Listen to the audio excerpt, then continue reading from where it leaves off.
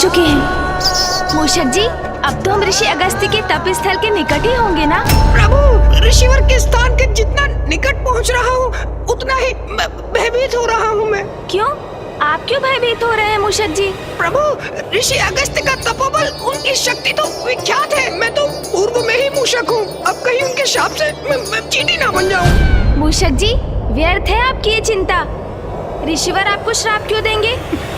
प्रभु, आप उनकी पत्नी को उनके कमंडल से मुक्त करवाकर नदी में परिवर्तित करने जा रहे हैं, फिर भी पूछ रहे हैं कि वो शाप क्यों देंगे? मूषक जी, किसी भी बड़े उद्देश्य को पूर्ण करने में संकट तो आते ही है ना, किंतु उन पर विजय पाने के लिए ध्यान सदैव अपने उद्देश्य पर ही रखना चाहिए, मार्ग में आने वाले संकट और कठिनाइयों पर नहीं। उचित है प्रभु, मैं प्रयत्न करूंगा।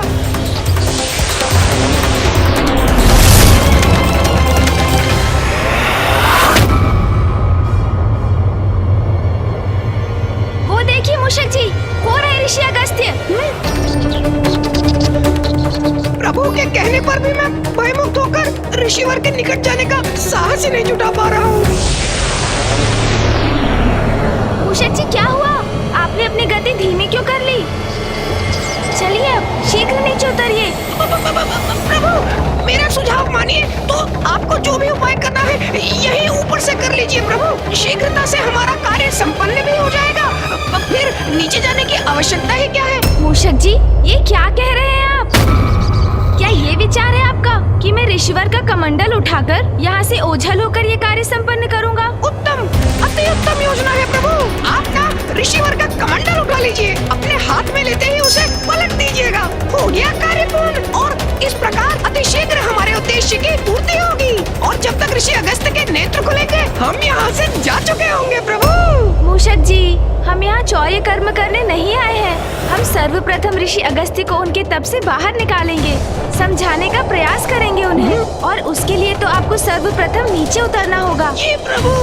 स्मरण रखिए मूषक जी, किसी अनुचित कर्म का विचार भी हमारे प्रयासों को निरर्थक कर देगा। क्षमा कीजिएगा प्रभु, मैं नीचे उतरता हूँ प्रभु।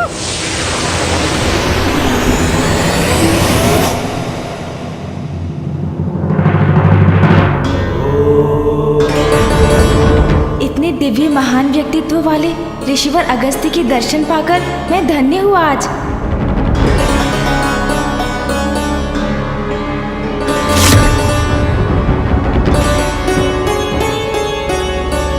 पुत्र, तुम्हें कावेरी नदी को मुक्त कराना होगा ताकि उसका जल जन जन तक पहुंच सके। ऋषिवर अगस्त्य का ध्यान मुझे भंग करना ही होगा ताकि मैं संपूर्ण वन्य जीव जंतुओं, वृक्ष आदि व मनुष्यों के प्राण रक्षित कर सकूं। प्रभु, जो भी करना है शीघ्र करिए ना, जिससे हम भी शीघ्र यहाँ से प्रस्थान कर सके। मूषक जी, ऋषिवर को उनके तप से बाहर लाने की उचित युक्ति का विचार करने दीजिए मुझे। युक्ति का विचार? अर्थात प्रभु, अभी तक कोई युक्ति, कोई योजना नहीं है आपकी? मूषक जी, बड़ी सूक्ष्मता से योजना पर विचार करने की आवश्यकता है, जो मैं करने का प्रयास कर रहा हूँ, और आप बार बार कुछ कहकर जिसमें बाधा डाल रहे हैं। यदि आपके पास कोई उत्तम योजना है तो आप क्यों नहीं बता देते मुझे, और यदि नहीं है तो मुझे शांति से विचार करने दीजिए। जी प्रभु। ऋषिवर का ध्यान कैसे भंग होगा? व्यवधान से प्रभु। व्यवधान से अर्थात? हाँ प्रभु, तीव्र वायु प्रवाह से आंधी उत्पन्न करिए आप। आंधी।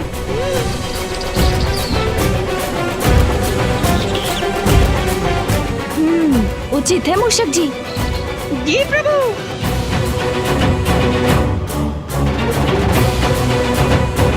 क्षमा कीजिएगा ऋषिवर, किंतु मैं विवश हूँ। मुझे इस क्षेत्र के उद्धार के लिए ये आंधी उत्पन्न करनी पड़ रही है।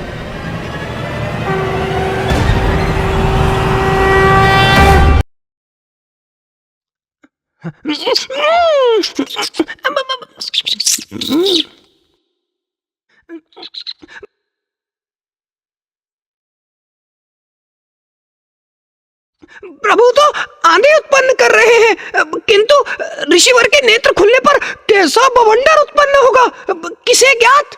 छिपने में ही भलाई है।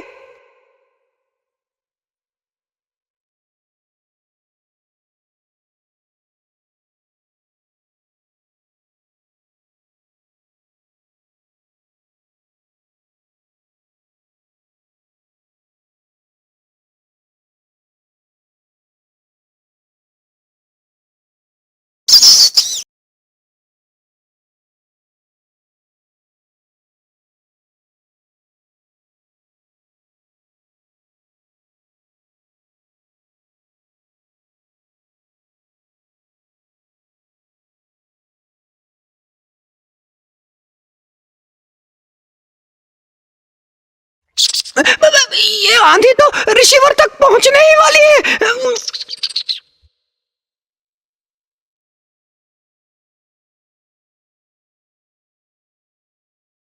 कहीं इस वायु प्रवाह की आंधी के स्पर्श से ऋषिवर के क्रोध का ज्वालामुखी न फट जाए।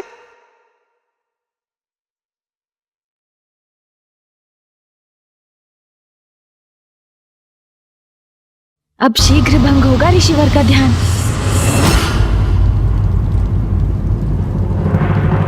विश्वास है मुझे गणेश सर्व समर्थ है, किंतु फिर भी मैं सशंकित हूँ। कहीं उसके साथ कुछ अप्रिय न घट जाए। गणेश का यह प्रयास सफल होने से अनेकों चिंताओं का अंत होगा। ऋषि अगस्त्य का क्रोध जागृत हुआ तो एक नवीन संकट उत्पन्न होगा।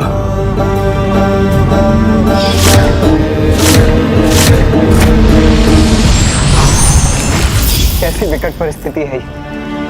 इसकी अधिक चिंता करूं मैं इस बवंडर के टकराव से ऋषि अगस्त्य के ध्यान भंग होने की, अथवा बवंडर द्वारा इस कमंडल के गिरकर उल्टा हो जाने की। दोनों ही अवस्थाओं में गुरुदेव, ऋषि अगस्त्य कहीं क्रोध में आकर गणेश को कोई श्राप न दे बैठे। तपोबल के धनी ऋषि अगस्त्य ने यदि श्राप दिया तो वह अकाट्य होगा।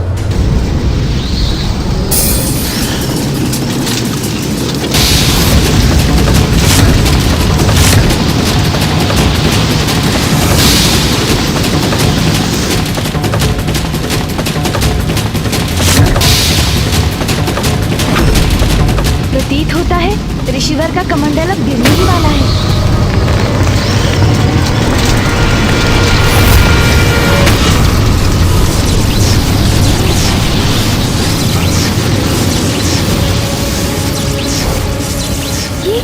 ये क्या हुआ? ऋषिवर के चारों ओर स्वर्णिम सुरक्षा का घेरा कैसे उत्पन्न हो गया? ज्ञात करता हूँ।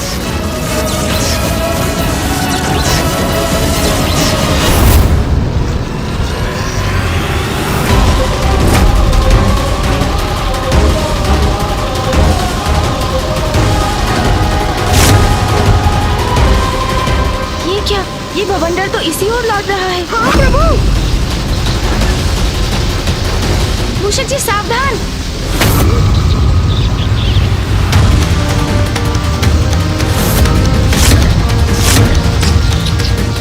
इससे रक्षित होना होगा।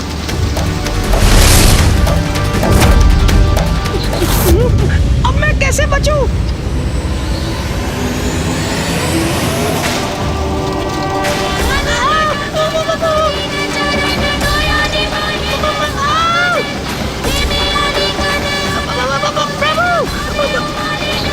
कुछ कीजिए प्रभु, रोकिए इस बवंडर को।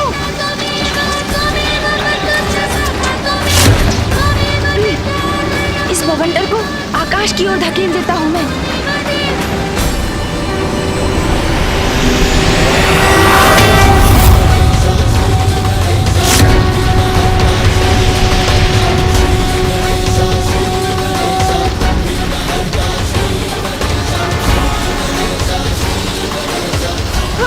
हम रक्षित हो गए प्रभु। मूषक जी अब हम सुरक्षित हैं। अब ये वायु प्रवाह तो शांत हुआ, किंतु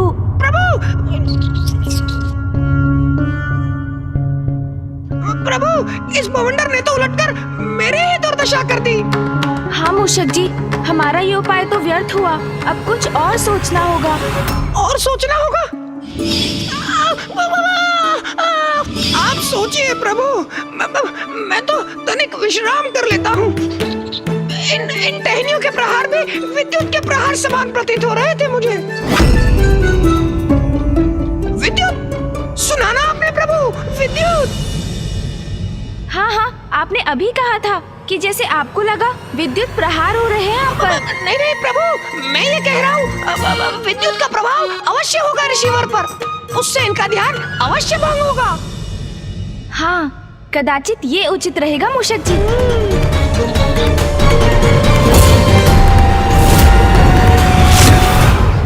आशा है ये युक्ति कार्य करेगी।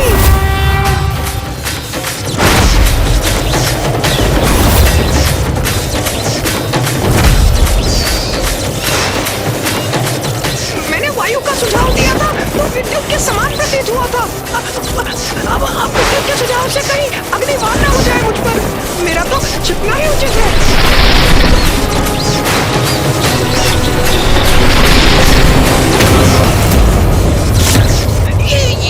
ये विकराल मेघ उत्पन्न हो रहे हैं। अब आकाश में काले विकराल मेघों से घिर गया है। ऋषिवर तो अभी भी ध्यान मग्न ही है। अब इनको उनका ध्यान भंग होते ही मैं भी संकट में पड़ सकता हूँ। मेरा इस वृक्ष की आड़ से स्वयं को सुरक्षित करना ही उचित है।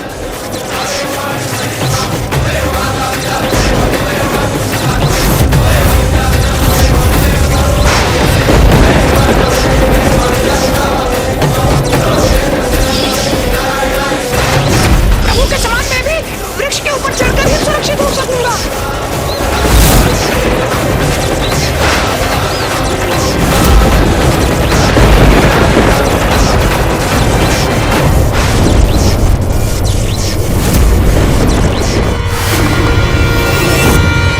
ये गणेश ने ये क्या कर दिया?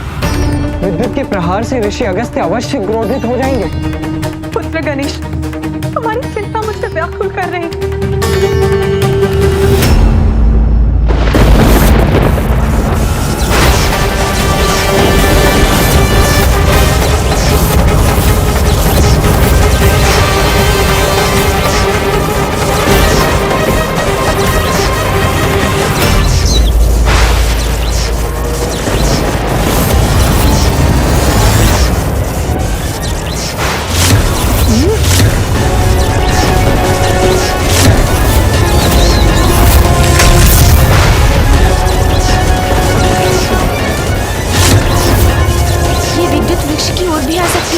मुझे इस वृक्ष से दूर हट जाना चाहिए। ये कैसे संभव है? ये विद्युत तो मेरी ओर ही आ रही है।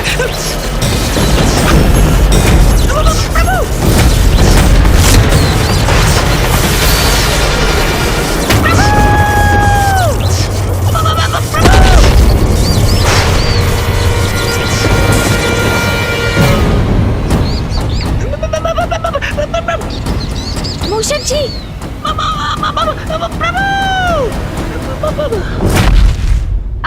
आप कुशल तो है ना मूषक जी? वृक्ष के ऊपर क्यों चढ़ गए थे आप? वृक्ष विद्युत को अपनी ओर आकर्षित करता है, ये तो आपको भी ज्ञात होगा ना मूषक जी? हाँ प्रभु।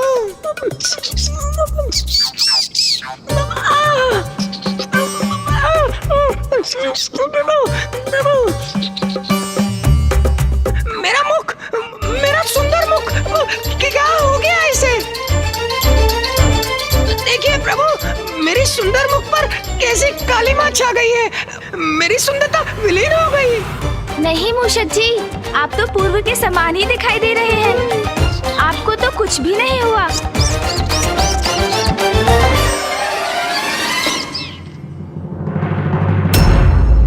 मूषक जी, बवंडर और विद्युत तो ऋषिवर का स्पर्श भी नहीं कर सके। इनसे भिन्न कुछ और उपाय करना होगा मुझे। प्रभु गणेश की सारी योजनाएं असफल हो रही हैं। मुझे शंका है, कहीं उसकी योजना का कोई भीषण परिणाम न हो। कहीं ऋषि अगस्त्य अत्यधिक क्रोधित न हो जाए। गणेश की युक्तियां। अभी तक गणेश ने अपनी बुद्धि से उपजी युक्ति का कहाँ प्रयोग किया है, और वही उसकी भूल है। बुद्धि का देवता है वो, उसे अपनी बुद्धि से युक्ति लगानी होगी, तभी सफल होगा वो। प्रभु, अब तो कदाचित भूकंप ही ऋषिवर को उनके तप से बाहर ला सकता है। हाँ प्रभु, मैंने विचार कर लिया है। नहीं मूषक जी, मुझे क्षमा कीजिए। मुझे ज्ञात है आप मेरी सहायता करने का प्रयास कर रहे हैं, किंतु अब नहीं। मैं आपके सुझाव लेता रहा, वो मेरी भूल थी, किंतु इस बार तो मैं अपनी बुद्धि की युक्ति पर ही चलूंगा।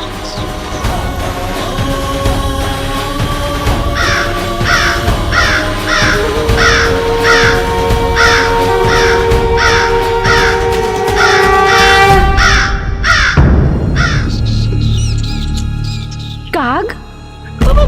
प्रभु! मूषक जी,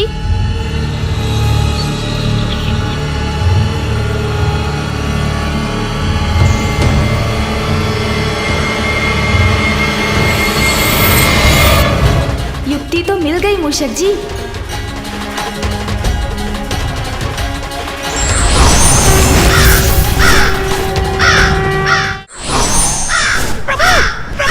कहाँ उड़े जा रहे हैं आप?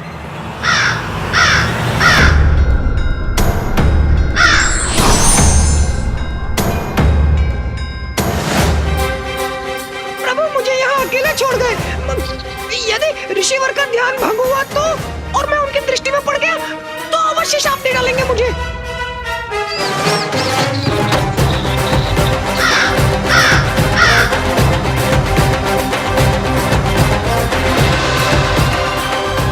यदि मैंने ऊपर से कमंडल तक पहुंचने की चेष्टा की तो ऋषिवर का सुरक्षा घेरा अवश्य मुझे रोक देगा। कदाचित मुझे नीचे से धरती के भीतर से कमंडल तक जाना चाहिए।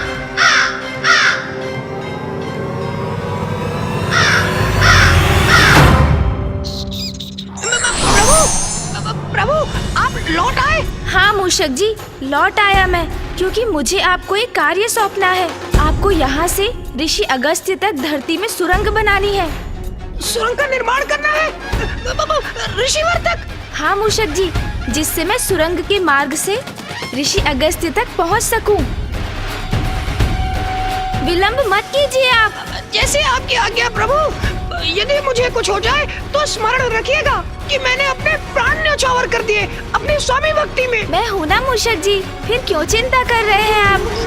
आपको कुछ नहीं होगा, आप शीघ्रता कीजिए, अपना कार्य आरंभ कीजिए आप। जी प्रभु।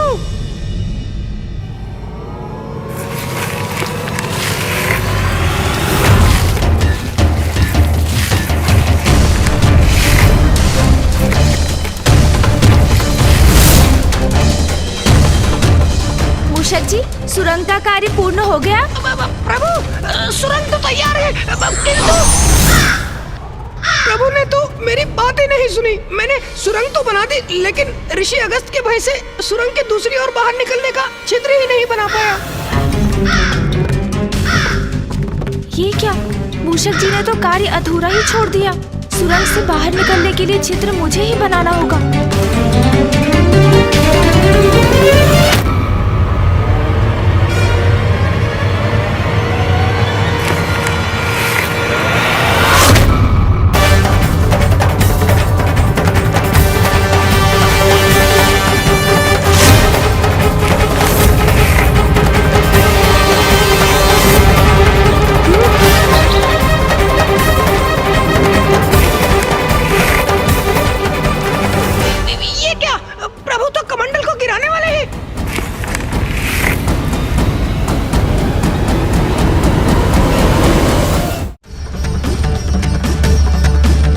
ऋषिवर के कमंडल के गिरने से कहीं अस्त का अनर्थ न हो जाए। विलंब उचित नहीं, शीघ्रता करो गणेश।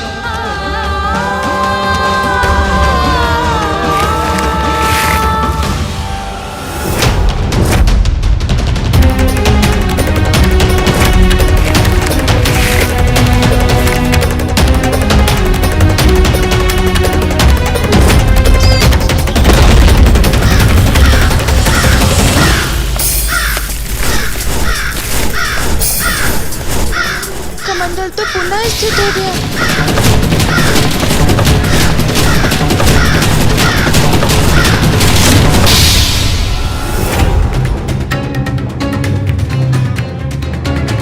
हाँ गणेश, यही युक्ति उचित है। अपने पंख से उलट दो कमंडल को, मुक्त कर दो माँ लोपामुद्रा को। हाँ प्रभु, उचित है। आपके पंख फड़फड़ाने से कमंडल गिर जाएगा।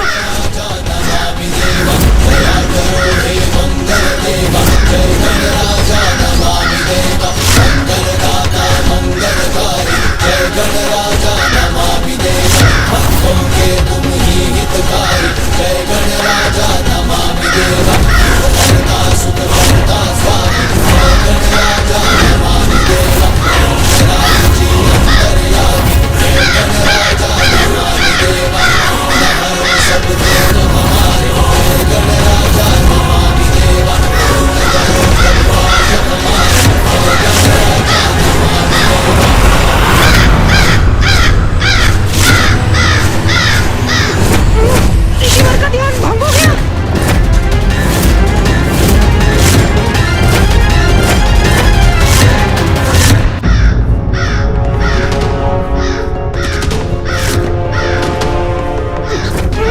ऋषिवर का ध्यान भंग हो गया।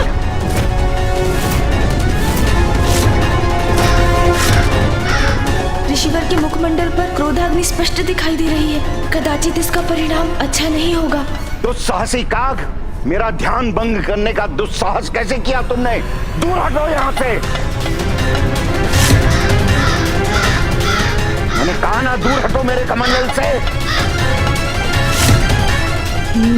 मुझे शीघ्रता से नहीं, अभी तो बुद्धिमानी से कार्य लेना होगा।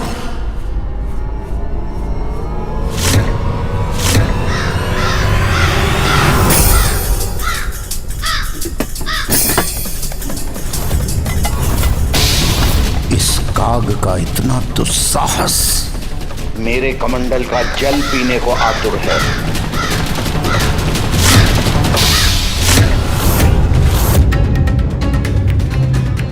मेरी चिंता सत्य ना हो जाए।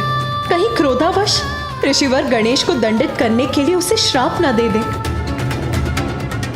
गणेश, ऋषिवर को और क्रोधित मत करो। इसी पर लौट आओ, मर जाओ वहां से।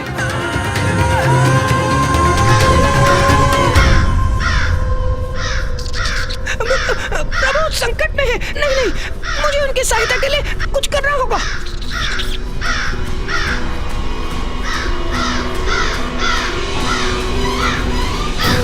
मुझे क्षमा कर दीजिए प्रभु। मेरे पांव तो ऋषि अगस्त के भय के कारण जड़ हो गए हैं, आगे ही नहीं बढ़ रहे।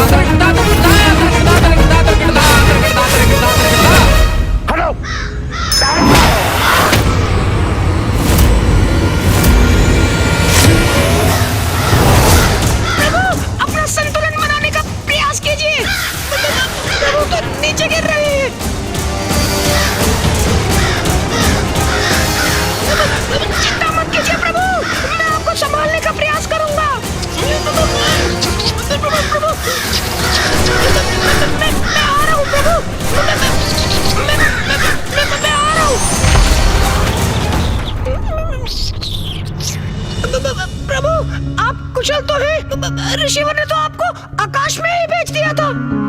हाँ मूषक जी, मैं सुरक्षित हूँ, कुशल भी हूँ। जो हुआ उसमें ऋषिवर का कोई दोष नहीं है। वो तो मात्र अपना कमंडल सुरक्षित करने के लिए अपने हाथ से मुझे दूर करने का प्रयास कर रहे थे और उनका हाथ मेरे पंख पर लग गया, जिससे मैं दूर आकाश की ओर चला गया। सुरक्षित है मेरे पुत्र गणेश।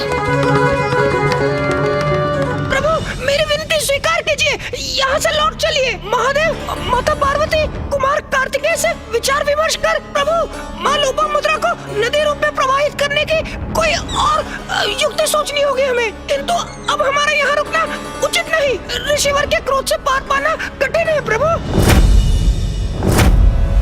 व्यर्थ चिंता कर रहे हैं सभी। गणेश अपना दायित्व निभाना भली भांति जानता है। वो इस संकट का भी हल अवश्य ढूंढ लेगा।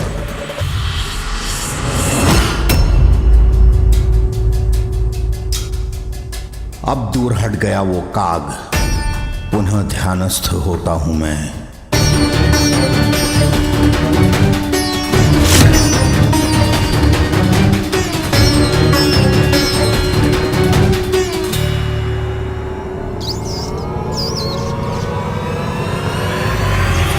नहीं मूषक जी, अपना उद्देश्य पूर्ण किए बिना हम यहाँ से कदापि नहीं लौटेंगे। स्थिति विकट है। ऋषि अगस्त्य का क्रोध सर्वज्ञात है, किंतु कठिनाई से भयभीत होकर हम पीछे भी नहीं हट सकते। मूषक जी, जब तक माँ लोपामुद्रा कावेरी नदी के रूप में ऋषिवर अगस्त्य के कमंडल से बाहर नहीं आ जाती, मैं यहाँ से नहीं लौट सकता। चाहे इसका कुछ भी परिणाम हो, वो स्वीकार है मुझे। और इसलिए मैं पुनः प्रयास करने जा रहा हूँ मूषक जी।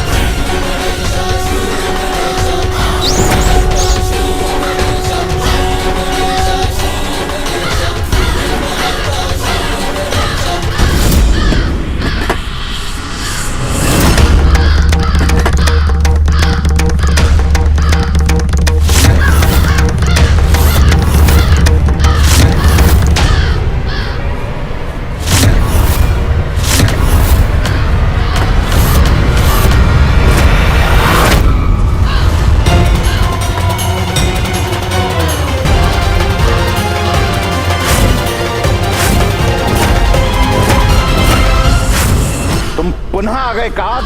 दूर हटो, दूर हटो, दूर हटो मेरे कमंडल से। तुम्हें अपनी सुरक्षा की तनिक भी चिंता नहीं। इस बार और भी भयंकर परिणाम होगा।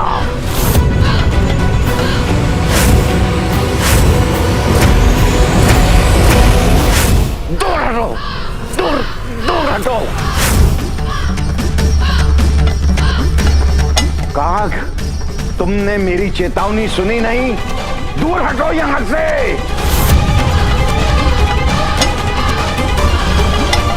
हटो, हटो। मेरे कमंडल को स्पर्श भी किया तो उसका भयंकर दुष्परिणाम भुगतोगे तुम।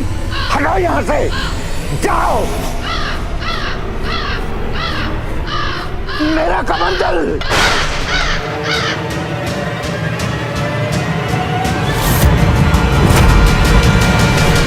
उद्दंड काग, इस कमंडल को सुरक्षित स्थान पर रखते ही तेरी उद्दंडता का कठोर दंड दूंगा मैं।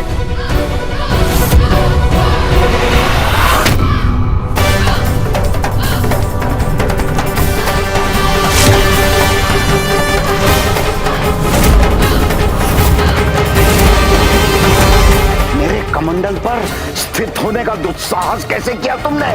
हट जाओ यहां से, हट। काग हठी होते हैं ये तो सर्वज्ञात है, किंतु तुम्हारा हठ साधारण नहीं है। इतना साहस तो कोई साधारण काग नहीं कर सकता। मुझे क्षमा करें ऋषिवर, किंतु इस कमंडल को तो गिराना ही होगा, और इसे गिराएंगे आप। तुम्हारा मेरे कमंडल पर स्थित होना उचित नहीं है। हट, हट, हट, हट, हट, हट, हट, हट।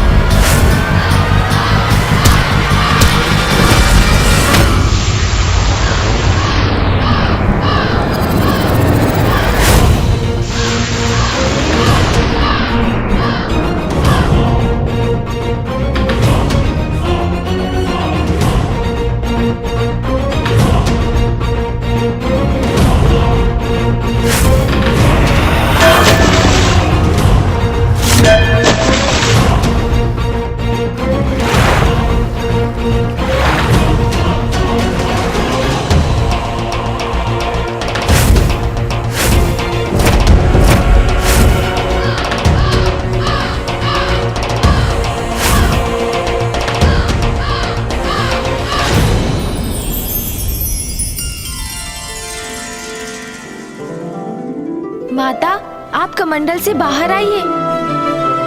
हाँ माता लोपामुद्रा, आपके स्वामी अगस्त्य ऋषि अपने हाथ से आपको प्रवाहित होने का संकेत दे रहे हैं।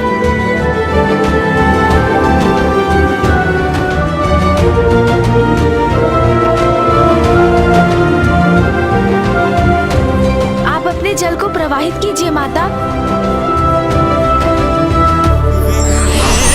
प्रणाम माता लोपामुद्रा। पाद पंकजम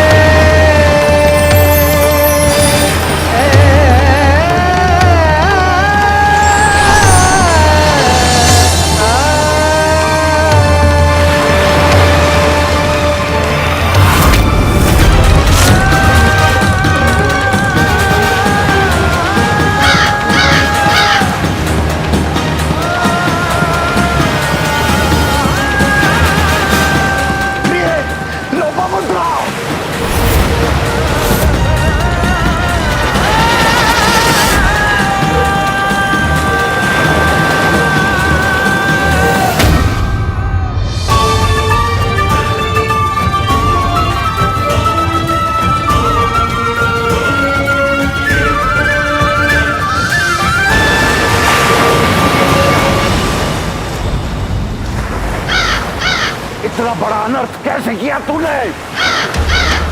प्रभु, अब ऋषिवर के क्रोध से अपनी रक्षा कैसे करेंगे आप? दुष्ट काज, रुक, मैं तुझे श्राप देता हूं। ऋषिवर का क्रोध अपने चरम पर पहुंच चुका है।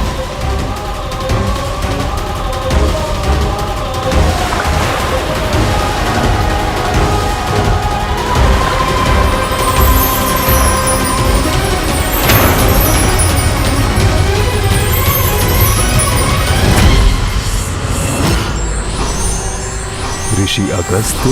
वक्रतुंड महाकाय सूर्यकोटि समप्रभ निर्विघ्नं कुरु मे देव सर्वकार्येषु सर्वदा।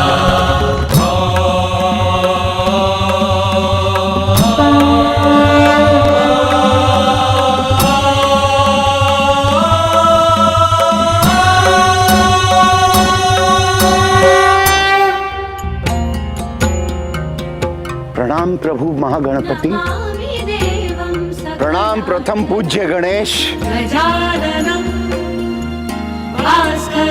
मेरी ही प्रेरणा से जग कल्याण हेतु गणेश ने आपके कमंडल में बाधित नदी को मुक्त कराकर उन्हें प्रवाहित किया।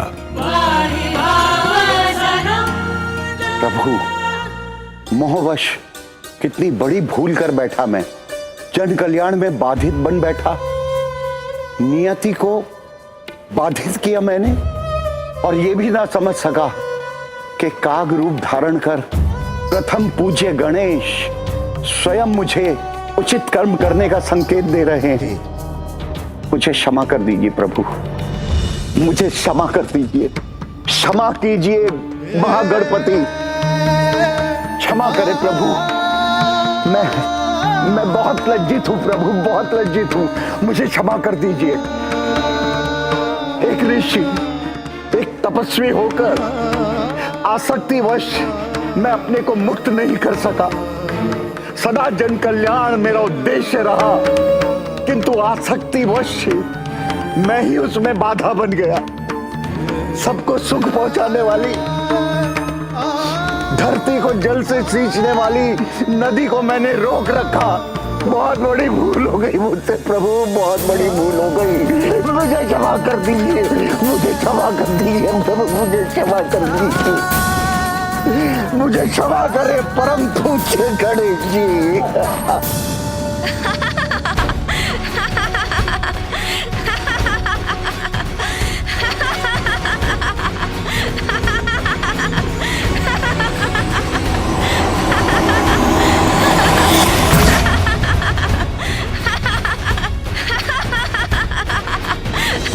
आप मेरी भूल पर हंस रहे हैं परम पूज्य गणेश, उचित है।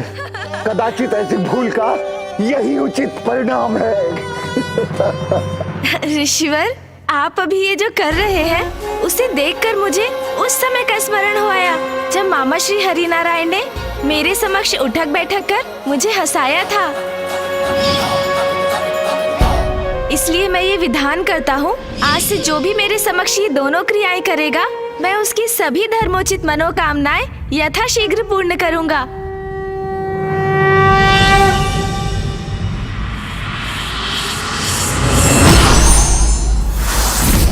और ऋषिवर, आप भी मुझे क्षमा करें। मेरा आशय आपको दुख पहुंचाने का कदापि नहीं था। भूल तो मुझसे हुई थी। मेरे द्वारा सागर जलपान से ही यहाँ सूखा पड़ा था। उसी सूखे की समाप्ति के लिए नदी प्रवाहित करना चाहता था, किंतु पत्नी प्रेम वश में उसमें स्वयं बाधा बना। ये भी भूल गया कि लोपामुद्रा का जन्म दक्षिण के अकाल को समाप्त करने के लिए ही हुआ था। किंतु अब तो भूल का सुधार भी हो चुका है। देखिए ना ऋषिवर, अब तो नदी प्रवाहित भी हो रही है।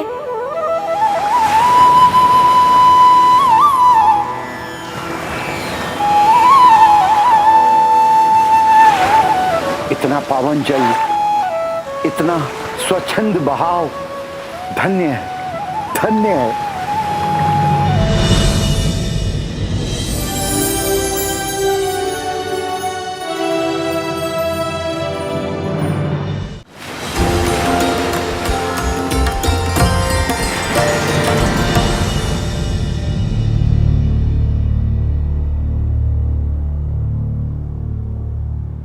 प्रभु, जल, प्रभु कृपा कीजिए, जल।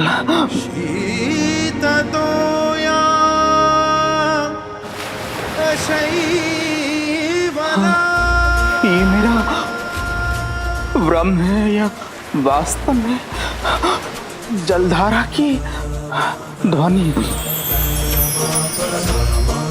परमानंदे कुरु करुणामय कातरवंगे तव तट निकटे यस्य निवासः खलु प्रभु, आप धन्य हैं। आपने मेरी प्रार्थना सुन ली।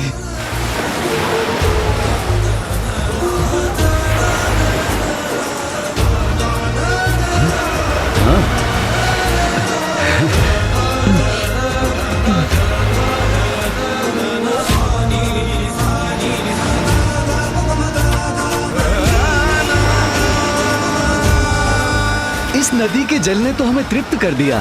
अब हम अपना जीवन यापन करने में समर्थ हैं।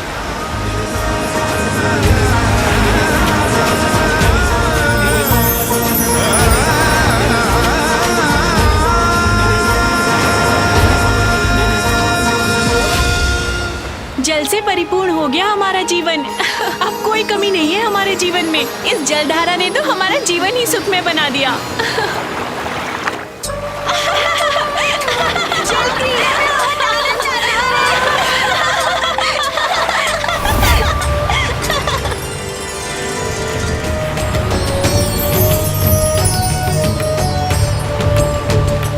धन्य है कावेरी नदी, धन्य है विघ्नहर्ता गणेश जी, जिन्होंने मेरे मोहपाश को मिटाया, मेरे सत्कर्म के मार्ग में आए विघ्न को दूर किया, लोपामुद्रा को कावेरी नदी के रूप में मुक्त किया।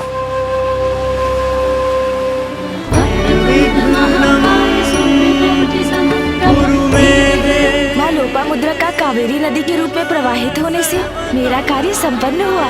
अब दक्षिण में कभी जल का अभाव नहीं रहेगा। देखा स्वामी, जो कोई नहीं करना चाहता था, जो कोई नहीं कर सकता था, वो हमारे पुत्र गणेश ने कर दिखाया।